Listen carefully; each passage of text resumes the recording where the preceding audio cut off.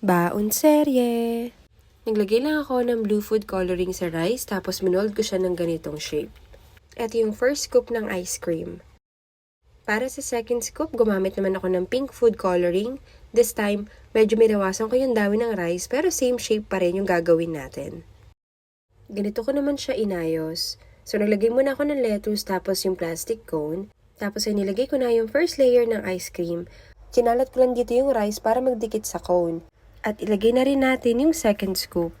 Doon naman sa magkabilang gilid ko inilagay yung ulam. Hiniwa ko lang na maliliit yung orange tapos nilagay ko sa pinakataas. And kinumplete ko na rin yung ibang details gamit ng nori. Gamit ang food pick, gumawa lang ako ng parang wave sa cheese. Tapos ilalagay natin to dun sa pinakataas. Parang additional design na rin siya. Nag-add na rin ako ng ketchup para sa cheeks. At food picks para mas lalo pa siyang maging makulay. Until our next bento! Follow for more!